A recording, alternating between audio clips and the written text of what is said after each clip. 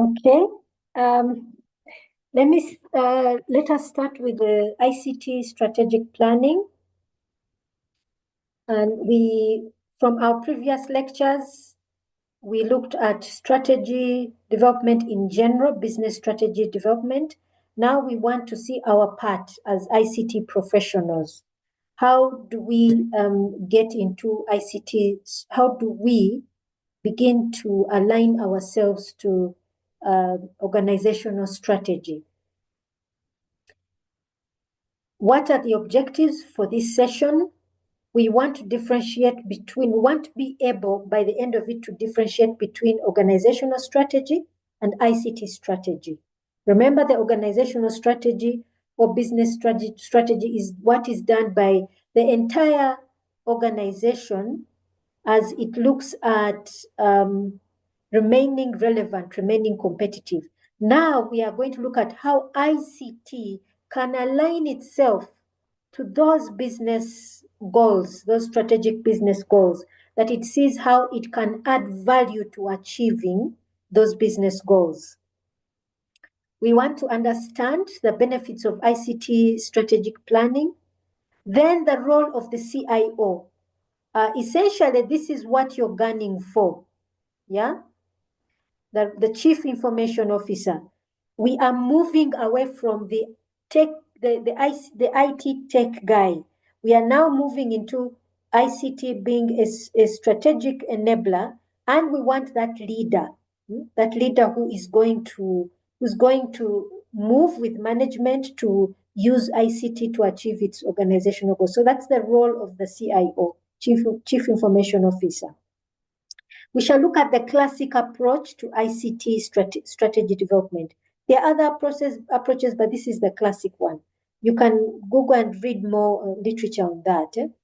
We want to discuss the key elements of an ICT strategy, what we expect to see in an ICT strategy, then discuss the key steps in ICT implementation process.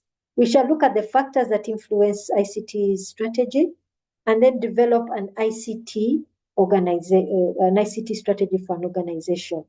Now, as I say this, I also want to refer you to the case studies that I have given you so far.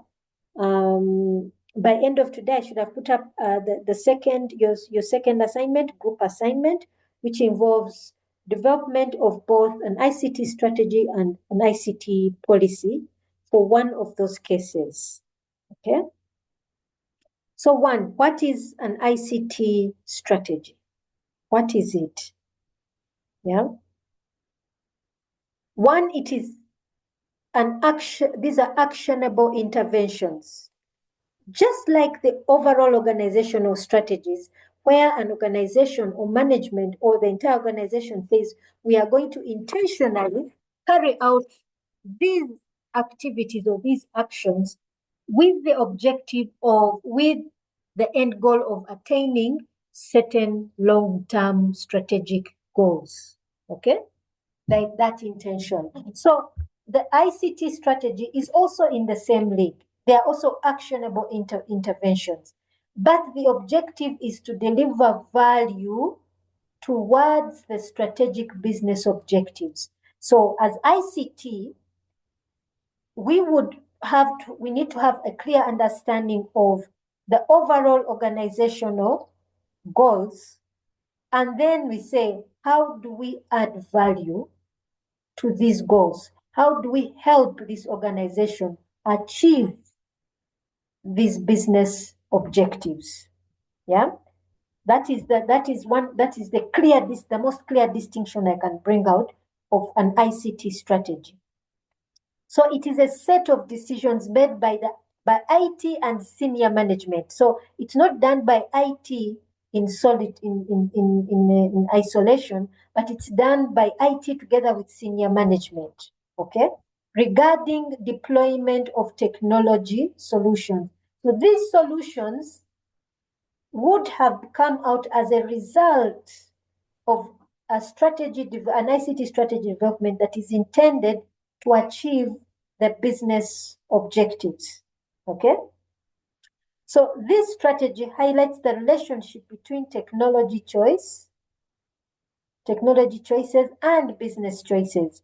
There should be a correlation between the two. That if we make a decision to take up this technology, it is ultimately going to help us achieve objective A or objective B. Yeah? Just like any strategic document, it's a living document, meaning it has a start, it has a time of inception, or when it is formulated or created, and then it has a time when it should be put to bed. Yeah. So that is the living part of it, just like any strategy document.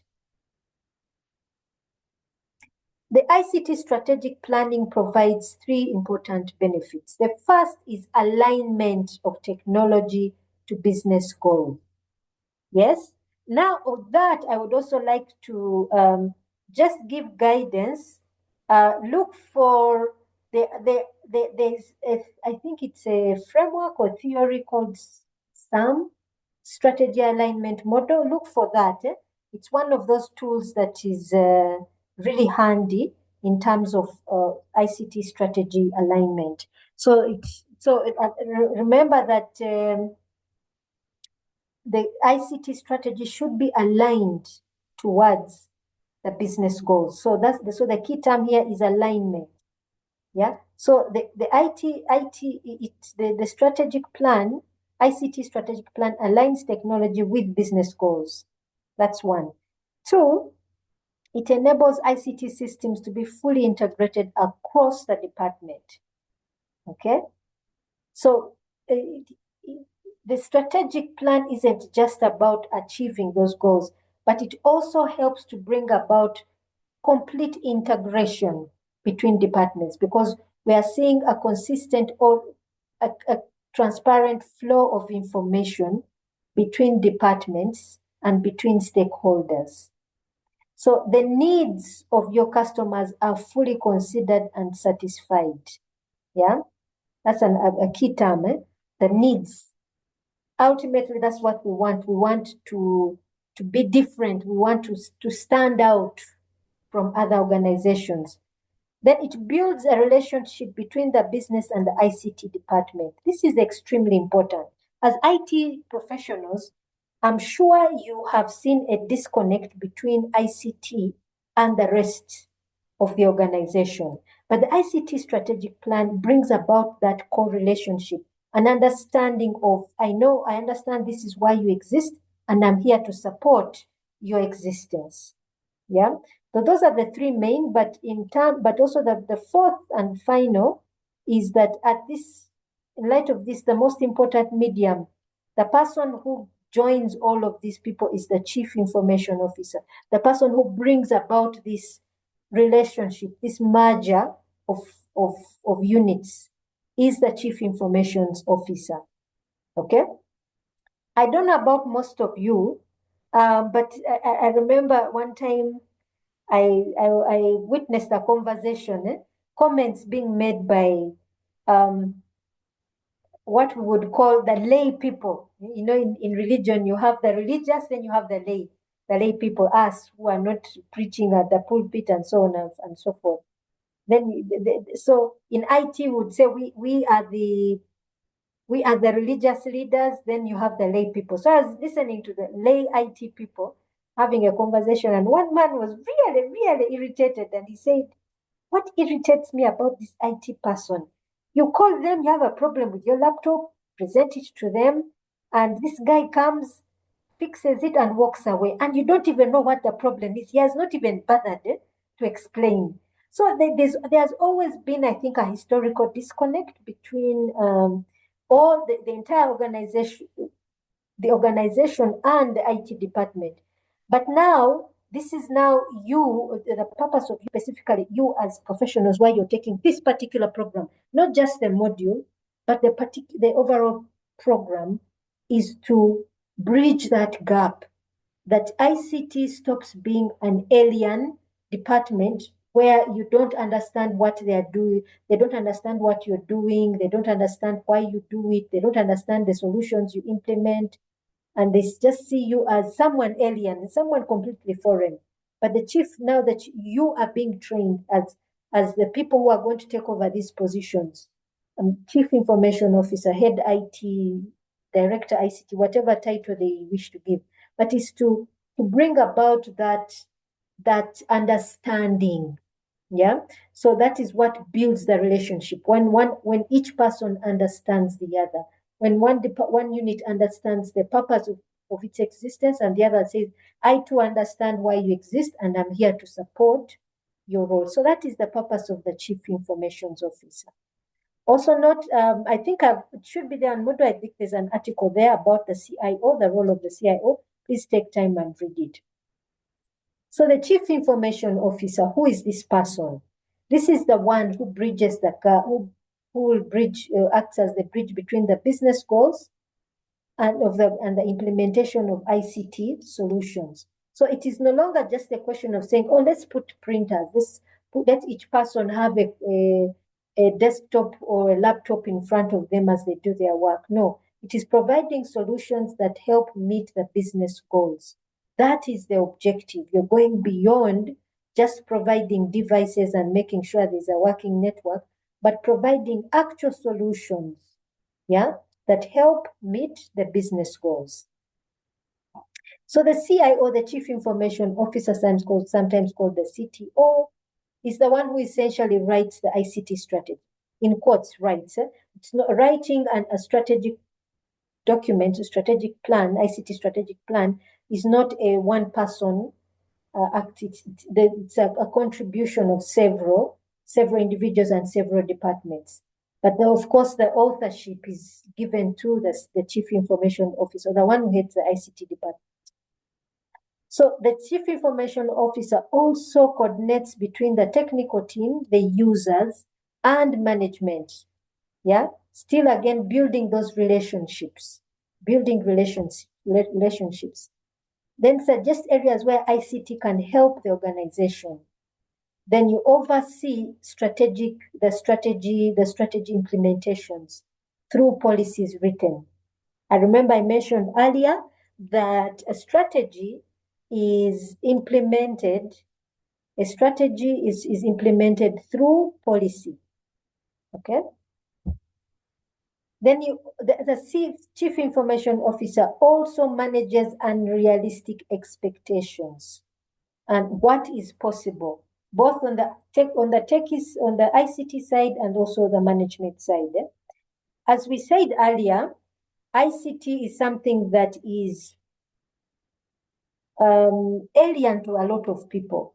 And then also many times also our ICT, as ICT professionals, we tend to live sometimes in a bubble when we don't understand the reality of the business world. So the purpose of the Chief Information Officer is to manage those unrealistic expectations on both sides.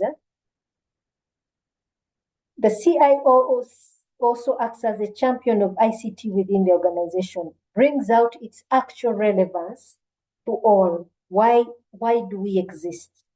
Yeah, why do we exist as ICT department? And then also to let others know, non-ICT professionals, why ICT exists and its purpose for the organization. Do we have any questions so far?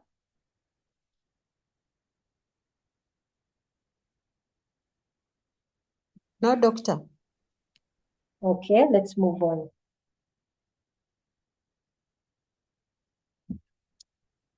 We want to now look at the classic approach to ICT strategy development. Okay. The main steps to ICT strategy development is one, we begin with the business itself. Not ICT, but the business itself. Why? We want to understand the organization in which we exist as ICT. What are its overall organizational plans? Where does it expect itself to be? In other words, we are going back to look at the overall organizational strategy. That's where we start from in developing our ICT strategy. We start by reviewing the organization's overall strategy. What do we intend to see there? We need to understand the gaps. The gap between the organization's current maturity against its capability and levels required to realize the vision. Why do we want to do this? We want to determine if the organization has set up a goal that within the next 5 years, 3 to 5 years, we expect to have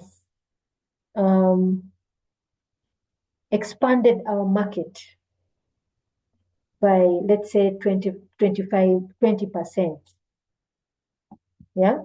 Our current market, we expect to have expanded it by 20%. And right now we look at, okay, what are the capabilities of our organization? With what we have right now, what are our capabilities? What is that gap? At the moment, maybe we are only reaching 5%. And if we need to reach 20%, we need to expand that to 20. How do we get that balance of the 15%? And then how can technology be used to address any of these gaps? Where can technology come in, for example, to help the marketing department? Yeah, the marketing and sales department, so that they tap into a new market. How can technology come in to help? Is it in research? Is it in outreach?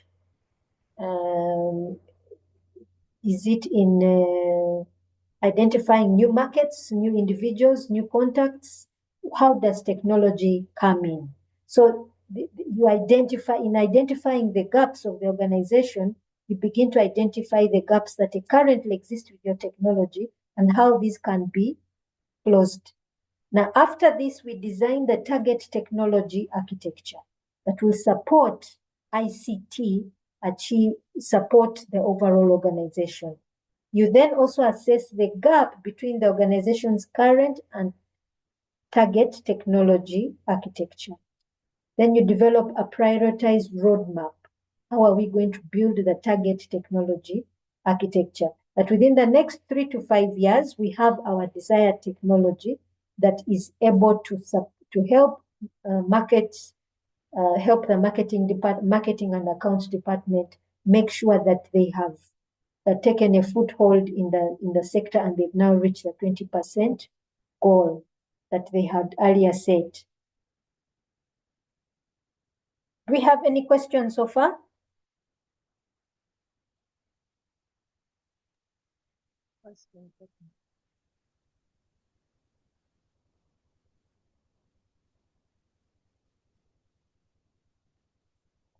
No, doctor.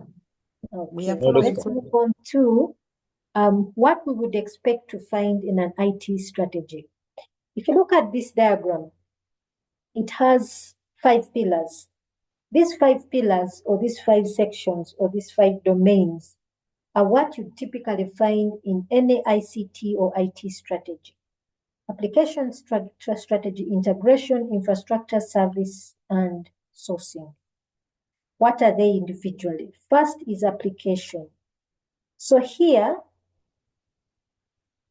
you would have to have an understanding of what applications you have now and what applications you need to help support the overall business strategies. So here you'd be setting guidelines of how you deal with these IT applications. What applications do we need? What applications we have currently, and what applications do we need to help support our business strategy? So that's one. Second, after that is integration. Once we have these applications, we need to make sure that these applications can integrate. They can support each other. They can feed each other information. So how do we do that? Set those guidelines of how these different applications that we're using can feed one another. Now, after that, we need to understand the infrastructure. Where does these applications and their integration, what kind of infrastructure will they sit on? How do we gain the optimal value from the IT investments? Fourth is service strategy. Service considers who are our customers. So the customer, of course, there are different sections of customers. For the IT department, your customer is your users. Your users are both maybe the company, organizational customers, and then also the employees themselves. How do we ensure that the services reach each and every customer and at which level? Yeah. Source strategy. So here, considering the applications, the integration, and so on and so forth, the IT department needs, together with management, needs to decide on what will be outsourced and what will be done in-house. Whether we intend to procure some organization, provide us some or all our services, or we intend to have some in-house services, and what capabilities do we have to have in-house inbuilt or rather in-house applications. This is the generic strategic plan process, how we go about developing it. It's not very different from the organizational strategic development process. Not really, not much difference. The only difference is we start with the overall business organization as our input. This is where we derive the ICT strategy or IT strategy. We start by reviewing the organizational strategic plan where we identify overall organizational goals. Then we start the process of alignment. That's part 2, aligning IT to the organizational goals. So here, we identify the evolution scenarios that will impact IT. We begin first of all to understand the evolution terms of business, organization, and relationships. Then within here, we say, okay, where evolution is going to happen, where we are targeting some growth, where we are targeting certain improvement, certain efficiency. Within that area, where can IT make an impact? There are areas obviously where IT cannot make an impact, but there are areas where IT can make an impact. And that's now the job of the IT department to identify those areas. And then those become the things that we need to implement in stage 3. Yeah, those areas where ICT can come in and make an impact in terms of infrastructure, application, and processes. Yeah.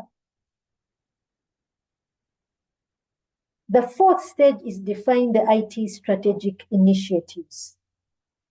So within those scenarios, we begin to identify, to plan for those initiatives that are going to start the process of change, the process of implementation. So here we identify benefits and costs. What shall we need to make those changes? What resources need to be available? And then also, of course, the time frame. Finally, once all of these are done for each scenario, you have a master plan tool because you outline for each ICT strategic plan, you'd have identified what you need to do, the initiatives that need to be started, what will they cost, what will be the benefits, and so on and so forth, and given a timeline. So all of that gives you an overall master plan. Then finally, we establish periodic reviews because if it's, let's say, a period of 3 years, we say every 6 months, we review and see how far we've reached and how far we need to go.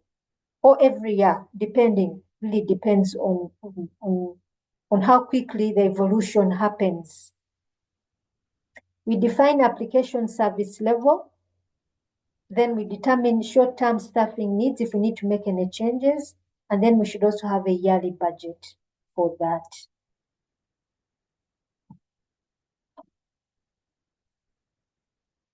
ICT strategy implementation. So this is now strategy implementation is the translation of the chosen strategy into organizational action. So that we now begin to put what we have put down on paper is now being put into action. Yeah.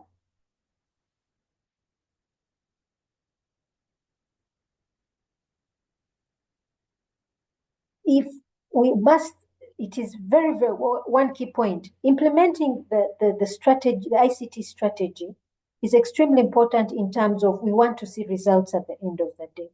But, however, there are those things that will pull back the implementation process. One is to have first of all have an organizational structure. What does this mean? To clearly know, we have overall, let's say, board, then we have the next stage, we have management, and after management, you have the different departments with middle management, and then operations level. Okay? Now, if we have that clear understanding, then we know that at which stages should each of the issue where will be influenced by the ICT strategy implementation. So we must have a clear understanding of that to understand where this is going to be implemented. That one should be clear. Two, there should be a reward structure. For those who do actually implement, how are they rewarded? So that others can also see and emulate. Resource allocation. So resource allocation, this is where we want these changes to happen. We want this so that we can attain our goal. So we should be able to reallocate resources to ensure that these processes are actually carried out. Sometimes, however, this implementation process may be seen or may actually be a threat to managers and employees, especially if it means that if it threatens you in terms, let's say, of your technical skills, your ability to use new technology. Sometimes in a work environment, there are those who find it really difficult to transition from one technology to the other. There are times, of course, when also technology itself does overtake, when your position is no longer necessary because a system has overtaken what you are doing. Yeah. So that may pose a threat, and that can also pose if that happens, it also poses a threat to strategy implementation. You should have an implementing team. Yeah. So this implementing team is to see that this implementation process is actually going on. And they're constantly talking to all the key individuals involved in taking up these implementations.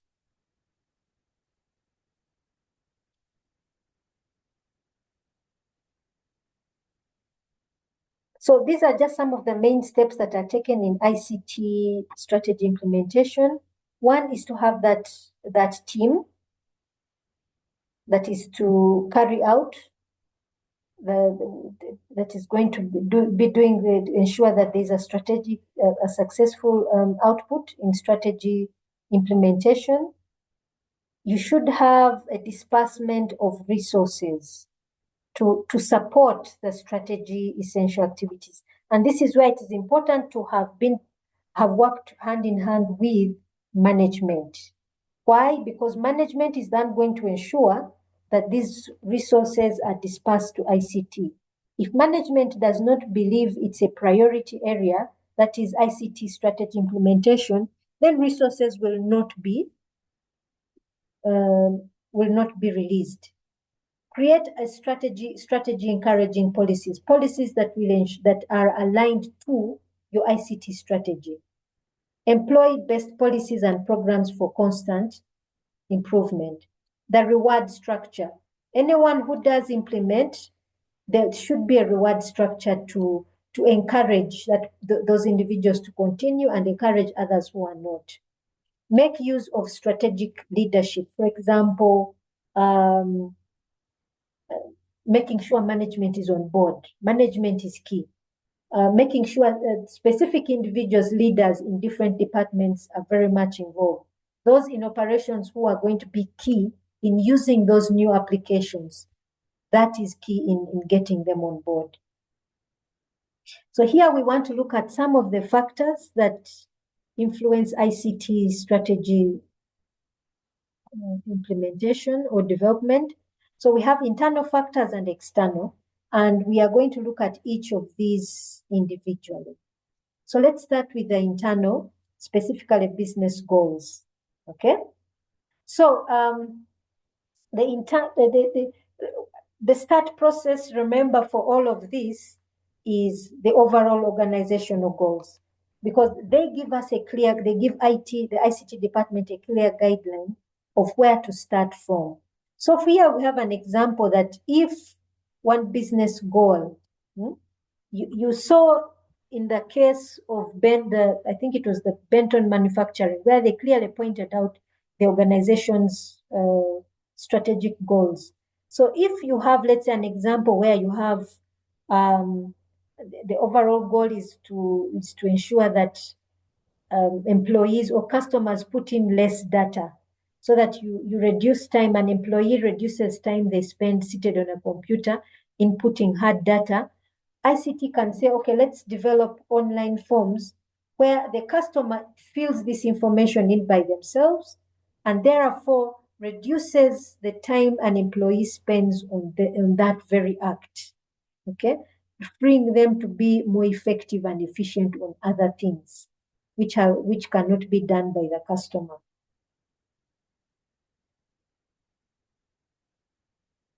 Finance is the other that is there internally. How much money do we have in the coffers, and how much money can be reallocated to ICT? Is it worth it? When you have that new system, will it improve efficiency? Will a new system reduce time spent transferring data between systems? Remember, again, I want to take you back to the case of Benton, I think it was the Benton Manufacturing Company, where there were two individuals were proposing the purchase of a particular system. And one of the things the stakeholders said were, what's the cost benefit analysis? If we get this new system, what will it do in terms of our efficiency? And even if we reduce time spent on something, does that automatically refer to have an effect on the bottom line? All those things. You might have to consider initial costs against time. How soon can we realize benefits? Consider ways of reducing costs. ICT is something that can be very expensive. So if you have to consider ways of cutting costs for the organization, for management, so that it justifies the cost benefit analysis. We look at size, type, and structure of your organization. The bigger the organization is, the more chances of having something fragmented. And the smaller it is, the bigger it is, the more the need to have integration between systems and between different geographical locations. You may want to, also your size can determine on the issue of outsourcing. We find sometimes very small companies, it may be cheaper for them to outsource, to use, let's say, cloud service systems on certain applications rather than have something in-house. Then sometimes when you're bigger, it may be better if you have something in-house. Do you have a team? That's of course when you're much bigger, but when you're smaller, no. What functions, procedures already exist? Is there information flow? This is talking about integration. The formal hierarchical structure requires methods and procedures. Legacy systems, this is another internal factor. What currently do we have existing that we are using? How attached are people to that system? If we replace it, how quickly is it? How quickly can we pass information from the old to the new? Here, I'd urge you to look at the second case study that is there. It specifically has that particular case where there's an old system and a new system, and the transfer of data was not done quickly enough. Okay.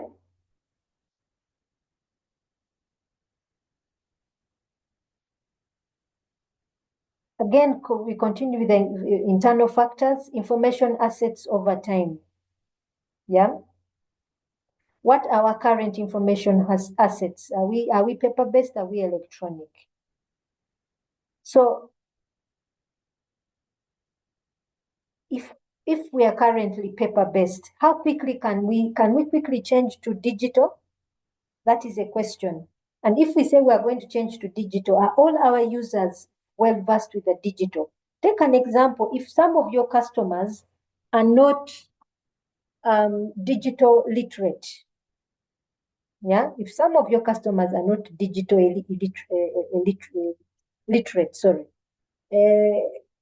how quickly can you move to the digital platform? Is it possible? For how long? For example, if your customers are rural based, who have little access to these technologies, what do you intend to do? What is the lifespan? Then in terms of the current customers that you have, the current, staff members that you've hired that can use these technologies. This may seem trivial because for most of you I know who are working in the corporate world, this may not seem as something significant. But if I just give you my experience in the academic world, in a university, the older a professor is, the better. Yeah, the older the professor is, but also sometimes the older the professor is, the fact that this person also has very little interaction with ICT. So, but at the same time, old professors are highly valued in any university. So you cannot simply say, oh, we're only going to hire young lecturers. No, the older they are, the more valued they are in any university. But in the corporate world, the younger staff members are usually quite ICT or digital savvy, and they can easily manipulate, can move around with these technologies. So the question is, the current staff that you have, can you get new staff at an affordable rate, and so on and so forth? You may want to consider some of these things, what data you're currently keeping and what will be kept in the future. How long will it be stored and how will it be kept secure? So questions like that, for example, over time, let me give you an example. One of the things we collect over time, one of the data we collect in a university over time are exams. Okay, written exams, but either way, whether it is soft copy or hard copy. Take an example, when you sit for a paper, written paper for any of your modules, that sheet on which you wrote is taken to registry and it is kept for a certain specific period of time. After that, it is destroyed. Yeah. I've also heard about this in hospitals. Specifically, I heard about it in mental hospitals. Let's say if you are at a certain point admitted, maybe in Butavika, and a certain file is kept, but after it's kept on your treatment, after a certain period, that file is destroyed. It's kept for only a certain period and then it is destroyed. So it's also the same thing in any organization. You will have certain data, and then you want to say, how long shall we store it? And then how will we keep it safe? And so on. All those questions you need to consider them as you write your ICT strategy. Why it is later on going to appear in your policy. What methods will be used to store the data? How and when will the data be backed up, and so on and so forth? Yes, Ronald, you have a question. Like in a public service, Yes, you're please. supposed to keep the information for 20 years. Okay. Afterwards, it is taken to the archives. There is a public service created an archive center where that information is taken. But after some time, after 10 years, you can take it and store it there. But after 10 years also, at the archives, it is destroyed totally. Yes, yes. So I think that one is also a good one. That kind of information. Now imagine if this has to be transferred on the digital side, maybe to where, if government now says we want to reduce on our carbon footprint, so we want to avoid hard copy papers. So then the storage archiving becomes something that must be integrated into ICT. So imagine something like that. But then also, again, the other question may be also, your users, especially for government, those who deal with those who are providing information to citizens. Not everyone is digital literate. Yeah. Then we come to the external factors. Geography is one. Where are the clients located? Those that you deal with, your clients, your customers. Are they within the same region? Can you see them physically? Are those whom you deal with remotely? Things like that. Then the organization itself, how big it is, how big is it, how spread, what is it spread up geographically? Do you need a land? Do you need a WAN for global connectivity? So those are questions that need to be answered. Do we need to go e-commerce to open up our business opportunities? If we do that, do we need to consider international legislation if you're dealing with anything across in another continent where the legislation differs from yours? How do you deal with that? Technology change is another external factor. Yeah, we know that technology is something that is constantly evolving. Today you're using this type of platform, tomorrow they've changed it. How quickly do they change? Is it yearly? Is it every 2 years? Is it every 3 years? If we're all using Windows, how many times does Windows change, require an upgrade? So on and so forth. The hardware, things like that. So those are things we want to consider in our ICT strategy to know that that we are not at a certain point found that our business is disrupted because we now have a new technology. The old can no longer be supported. Yeah. Competitors. What technologies are our competitors using? Do we want to? We definitely want to have a competitive edge. So what do we do? How do we stand out against our competitors?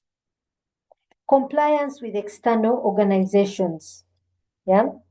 And here what do we mean by compliance? We are dealing with other individuals, with other stakeholders who may not be necessarily be part and parcel of our organization. So take an example, Umu is reliant on Reno. Yeah.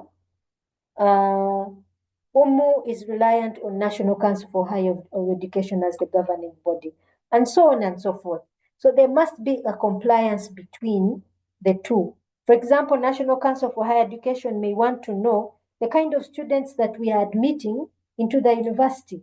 National Council sets certain standards. For example, to be admitted to an undergraduate degree, you should have minimum 2 principal passes.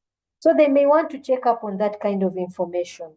At master's level, National Council says pass mark is 60%. How do they check your compliance on that? Yeah. So if they are going to do this digitally, ICT must understand these compliance methods. Compliance with legislation. So here there was compliance with external organizations, then also here with legislation. So legislation, as we know, affects ICT greatly. Yeah. So we have a number of legislative acts that have come out that emphasize that, or rather that are there to monitor the way ICT is being used. So the ICT strategy must reflect, must take into considerations all of this. Why? These are things that can easily open you up for lawsuits and any other legal issues that you may want to avoid. So it is important for ICT to understand what are the legislative acts that are there to govern us.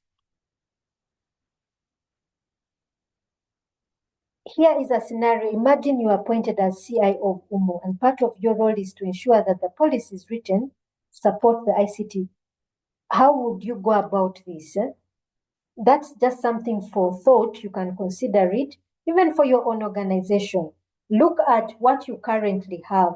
Is it compliant with current legislation? Are you aware of the current legislation that exists in Uganda? And if maybe also if you're going international, what may influence you internationally? Yeah. So consider some of those. Then for large organizations, they may need to consider a corporate ICT strategy that ensures that the entire organization is working together. Yeah. So you take an example, look at technology life cycle. Let's go step by step. Technology life cycle. This one we've talked about. How quickly does new technology come up in terms of hardware and software? You may be using a certain type. There are times when you find in some organizations where head office takes precedence. If head office has gotten new computers, then they get their old computers and take it to the regional departments.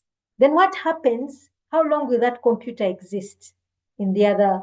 Will it be once the technology life cycle sets in? For how long will it sit on that branch, that regional branch? What happens after that?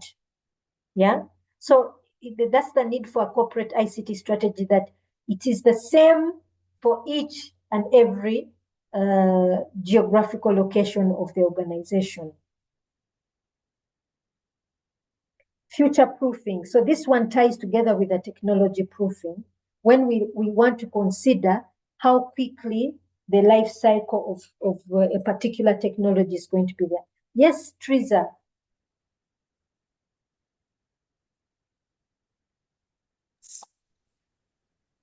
Doctor, I have a question. Yes, please. On the previous slide, there is a statement. Maybe we can go back. Bullet 3. Purchasing technology in its mature stage, the life cycle is likely to be well supported and glitch-free. Could you please throw some light on the meaning of this? Okay. Some technologies come in when they are quite new. Let me give you an example. In terms one incident that in a practical situation I experienced while I was head ICT UMO. In terms of networking, one technology that has the networking equipment devices that is really mature and robust is Cisco, not so Cisco Technologies. Am I mistaken?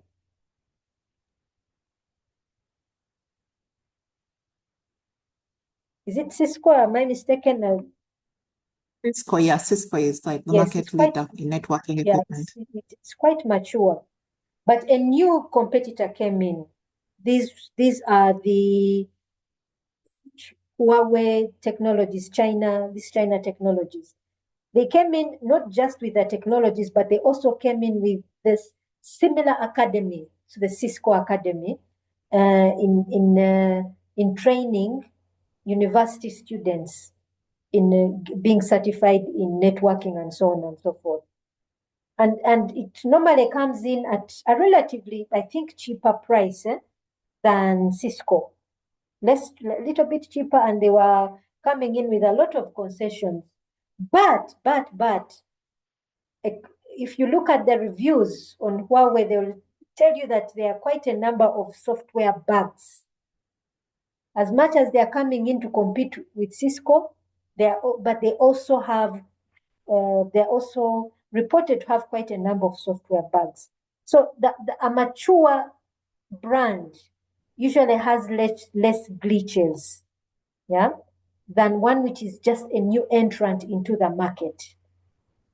That is an example I can give you. I don't know if it makes sense. Very clear. Yeah. Okay.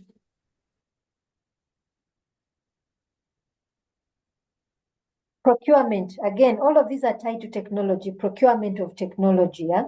So you will even notice that you may, when we come to policy, you will notice that ICT, in the ICT policy, a procurement policy is part and parcel. Yeah, a procurement policy is part and parcel because we are in the process. It ties in to technology life cycle and future proofing.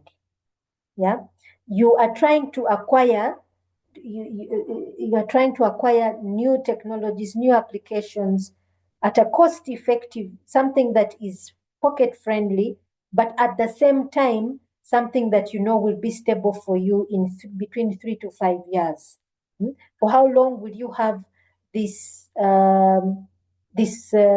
router? For how long will you have the switch? For how long will you have that desktop? So procurement is a key point in the ICT policy.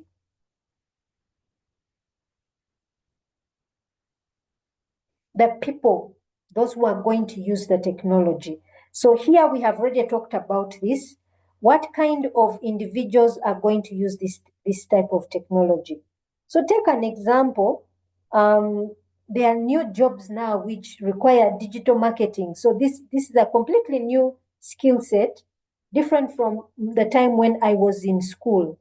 So those who are now doing telemarketing and so on and so forth, marketing on social media and how they monitor trends and so on and so forth. This is a completely new skill set. So the technology, the applications that you have should be made clear to HR, the kind of new skill sets that should be looked for in people who are coming into the organization. Okay. So in other words, when you're recruiting, you have to look at what qualifications or skill sets an individual may need. Standards. Now, in a corporate ICT strategy, standards are extremely important. Why? Because when you set out and say in every branch of this organization, whether you're at the headquarters, these are the standards, let's say, of cabling that we should have. These are the standards of switches that we should have, networking, the network, and so on and so forth. So those standards are extremely important to ensure that you have integration and a seamless service for all parts of the organization. You may also want to consider formats for storing business data, where you say in each and every department, in each and every part of this organization, this is how we shall store our digital data. Then also another key point of why would we consider these standards? Consider portability. Let us say you're moving from one region to the other with the same data. It should seamlessly be transitioned from one corporate region to the next. Yes, Teresa.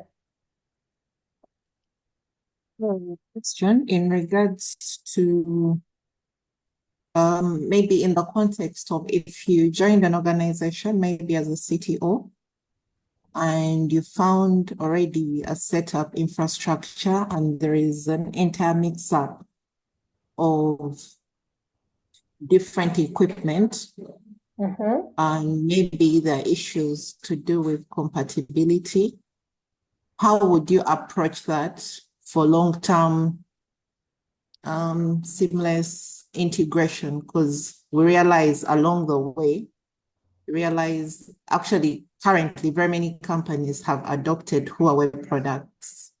Yeah, yes, I'm told, yes. Actually the last time I was speaking to a vendor of Huawei, our accounts manager, told me one of their biggest clients is MTN and government. But then you find there has been a lot of there is a bit of disconnect in terms of compatibility of some of these systems and maybe the previous equipment that has been there. So you as Dr. Shiba, what would be your approach in when you are put maybe as a CTO of a particular organization And it actually goes down all the way down to the endpoint devices. Yes, Yeah, yes. even when it comes to the computers, you see a whole mix-up of different brands that have been purchased, and maybe there is not been a lot of direction that has been put along that line. What would be your approach to realign? Okay. Thank you. I think let me first answer your question, then we come to Ronald.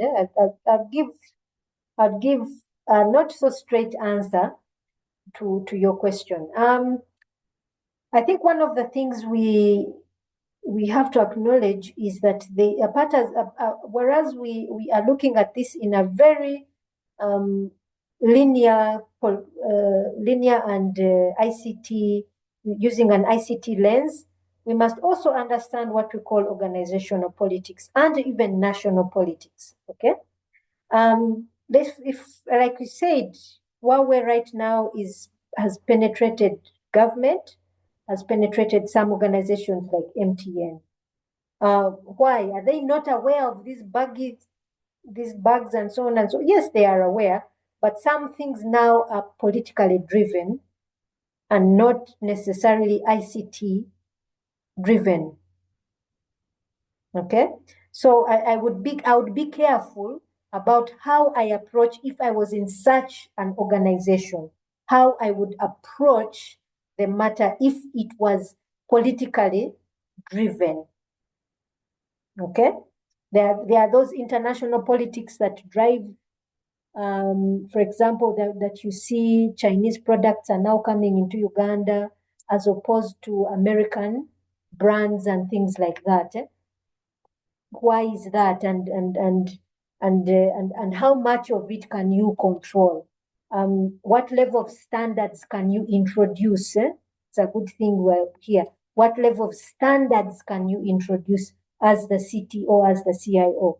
How much influence can you have on a particular matter? Some things, again, like I say, are politically driven, and you may not be able to do much, but you can do what you can to ensure that, for example, that we have standards. If the organization management and so on and so forth are influenced, you say, okay, but can we at least have standards that we have a computer that is of this brand, and we have one particular service provider for maintenance and so on and so forth? Yeah, that you can do, that is within your influence. You may not be able to switch from Huawei to Cisco at any given time because of those political quote unquote drivers, but for me, that is what I would say. You can change, you can influence what you can influence, and what you can't, leave it because it's from the powers that be. Ronald, maybe you have another point and contribution to that? I have some small contribution. Yes, please. Yes, it is true. In the government, the Chinese, especially Huawei, have dominated. In fact, most of the equipment we use in the government, if you look at transmission equipment, it is all Huawei equipment. It's not that they are better than Cisco. Cisco also has better equipment, but they're expensive. Yes. Then, secondly, Chinese, for them, they have learned the good way of Africans. They first come and look at what you have as an individual, what are your challenges. Now, at a certain point, they come in and say, we are going to solve this problem at no cost. Okay. So they are able to give you a solution at no cost, but they give you like a version which is licensed. So they give you like a license for like 2 years. So there is that to do extra, like to add maybe to make some more, like some other options or models a bit active. You need to have to upgrade like your license. So you are forced to buy from them. Yes. Yeah. Yes, thank you. Thank you so much, Ronald. So I think Ronald also gives us the strategies the Chinese market, the Chinese brand is using to ensure that they penetrate the market. So again, it's a weighing, Teresa, it's a weighing of what can you currently afford. Like what Ronald says, the Chinese brand is coming in at a lot cheaper and very, very strategic in how they do things. I remember when I joined UMU, we were doing training for Cisco networking certification, both staff and students. But over time, it became too expensive. Then Huawei comes in with its academy and says, no, we shall give you the training and everything for free. So automatically you say, okay, we had even given up on Cisco because we couldn't afford the certification anymore. So what do you do? So Teresa, I don't know if I've answered your question. I don't know.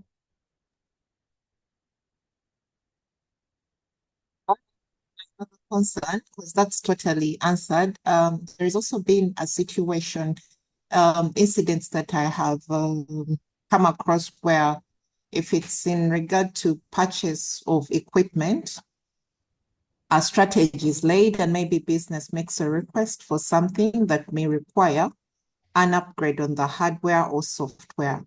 But you find that by the time the company is ordering for that software, it's already maybe midway its life cycle.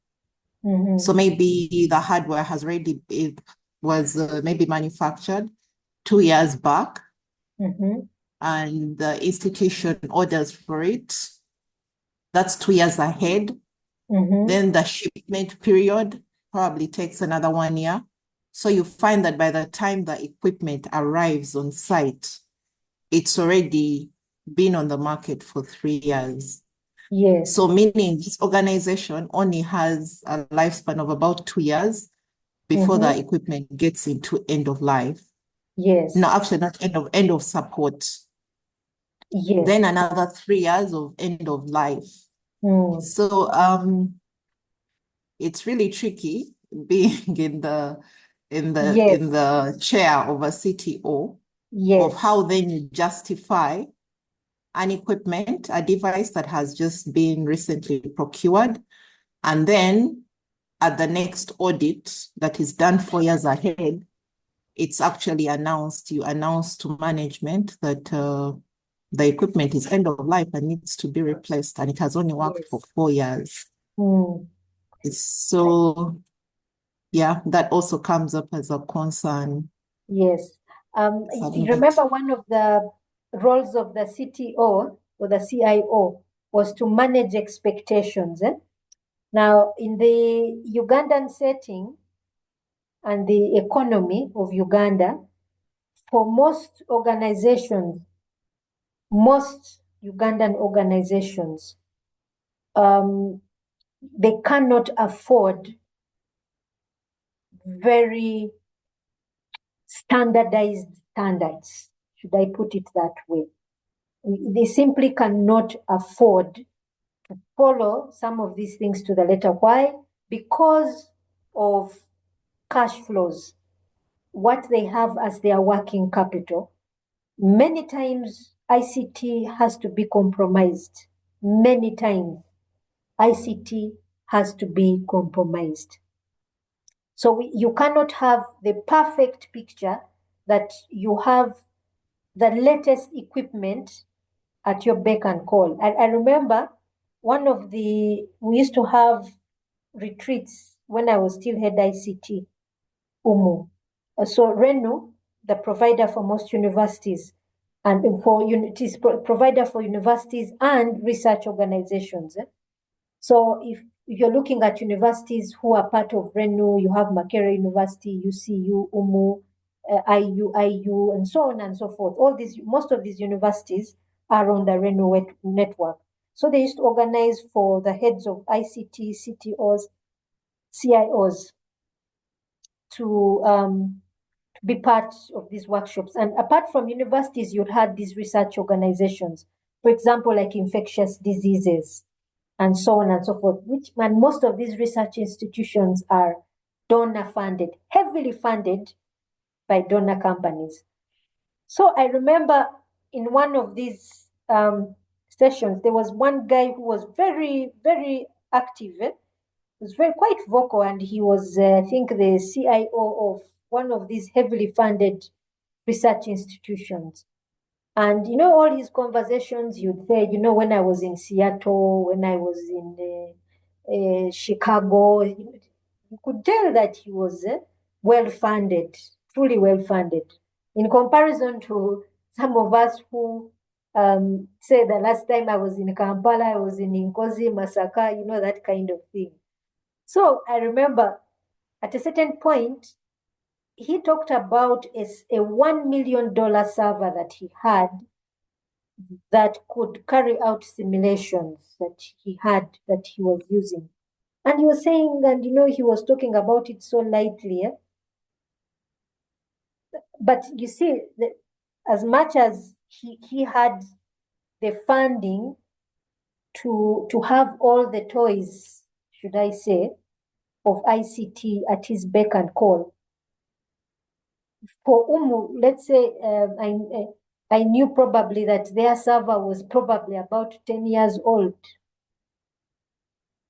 That's a fact, and I knew Umu was not capable of purchasing a new one anytime soon. You know that as a reality. So as head ICT, I knew that there was no way I was going to start asking management for a new server anytime soon, when I know maybe they are struggling with statutory obligations, or they are struggling with the payment of salaries and replacing this and that, cars and so on and so forth. So there is the managing of expectations, and first of all, understanding what is your organization capable of, the capabilities. What are the capabilities of your organization? What are the things that it can do? Yeah, so that it remains relevant. So Teresa, for me, that would be my guidance. I don't know if I've answered your question. Yes, you have. It's been very insightful. Okay, thank you. Thank you. So here is an article that I want you to have a look at, looking at the factors that influence information system implementation in government institutions. Have a look at it, and we can have a discussion on that later. Do we have any question?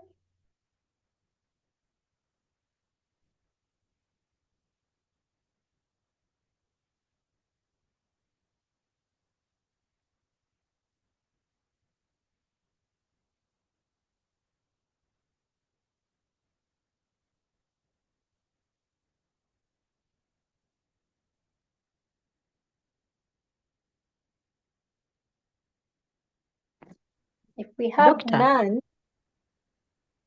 yes, Winfred. For me, I just want to inquire something. Yes, please. About two things. One is about the other question of efficiency and effectiveness. Yes, please. I don't know if it was the coursework or we are supposed to discuss it. Then the other thing is, I'm wondering, when are we doing the exams, Doctor? Because according to Hold Mr. on a second. Give me a minute. I also want to check it out, so because I also sometimes forget. Let me just check quickly.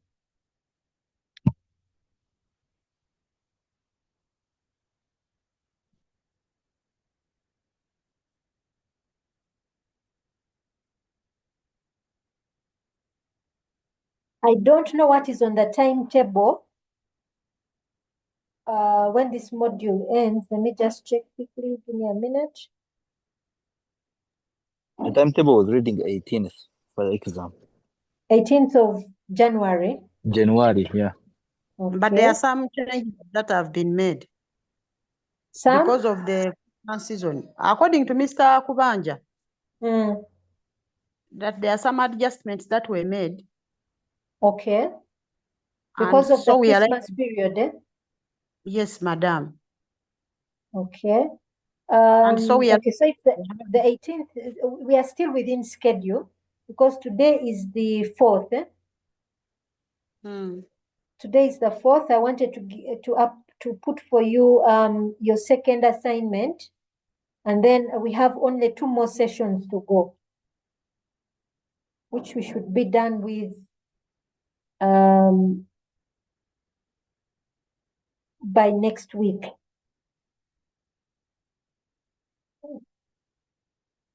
Because for me, I think I'd put it up for 11. Is it 11? Yeah, so I think we are within schedule. We're still okay. Doctor, is it a take home or it's a physical It's one? a take home. It's a take home. Okay, doctor. Okay. So, do we have any other question? Winfred, what we can do, we can have the discussion on efficiency and effectiveness next weekend, together with our 2 sessions. Noted, doctor. Okay. So if we don't have any question, can we end the class session today here? Then I put up for you your second assignment. It is okay, doctor. Okay.